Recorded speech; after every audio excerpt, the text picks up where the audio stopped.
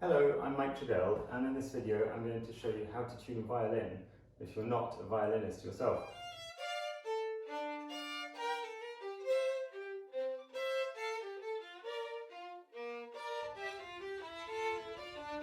Now, a lot of people get intimidated by the thought of having to tune a violin, but I'll guide you through it step by step and hopefully you'll see it's not actually that difficult.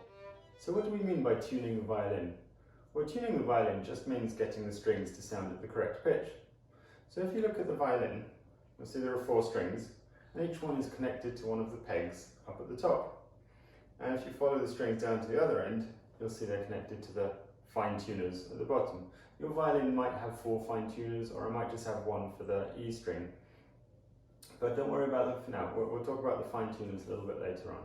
We're going to start with the G today. Now, I should say the traditional way of doing it is to start with the A string, then go D, G and E. But we're going to start with the G, it makes it a little bit easier. So the G is the thickest string, it's the one over on the left hand side of the violin. If you follow that all the way to the top, you'll see it's connected to this peg, the lower one on the left hand side. So when you're tuning, you're meant to know what the string is supposed to sound like. So listen to this G, and listen to this G. You can hear that they sound completely different. I've got a violin which is in tune. You can also use a piano or an app on your phone. There are all sorts of ways of doing it. Now I should say at this point, be really careful when you're turning the pegs, because it's very easy to turn them too far and accidentally snap one of the strings. If you want to make the string go higher, you need to turn the peg away from you and up, like this. You might be able to see, I'm only turning it a tiny bit, and that's making a big difference to the sound.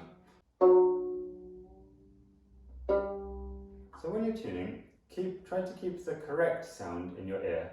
So that's the correct one, and this is the one that I've now got on my violin. That's pretty much the same. So I've managed to do that with the peg.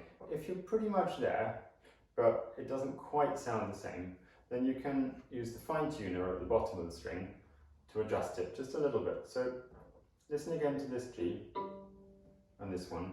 Now if I turn the fine tuner anti-clockwise, it'll make it a little bit lower. Or if I turn it clockwise, it will make it higher. Now I'm going to move on to the D string. Listen to the D. That sounds pretty good. Maybe it's a little bit too high, so I'll just turn the fine tuner a tiny bit anti-clockwise. One thing I should say about the pegs, they're held in by friction. So when you're tuning, try to push it inwards towards the center of the violin so that it doesn't slip. A on this violin is really flat as well, really, really low. So listen to the correct one.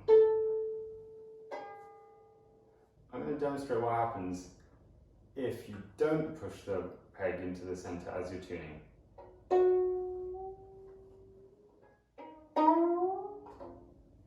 Did you see that? The peg slipped. It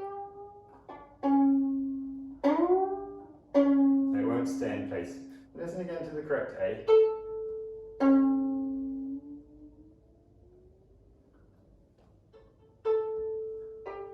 Now it's staying in place because I was pushing it in as I was turning. It's still a little bit too low. It's very close. Now, don't be scared if you accidentally go too far, then you can always go back just a little bit, but be careful. If it gets much too high, the string could very easily snap.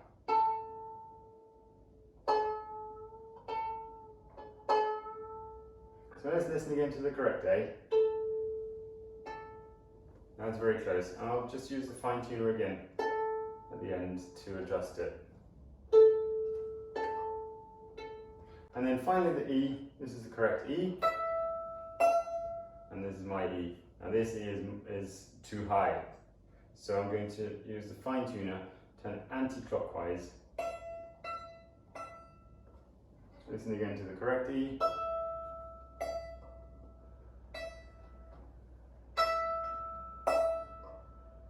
So now I've tuned all 4 strings, it's a good idea to go back and check them once more. So this is the G. G's gone a little bit low again, so I'll just use the fine tuner to adjust it.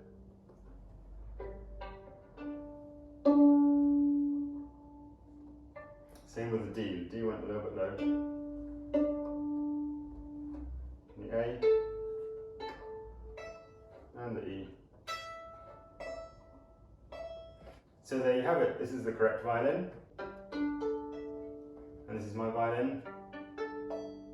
They sound pretty much the same.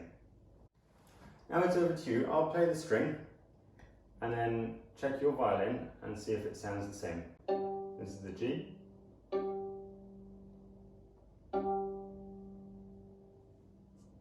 This is the D.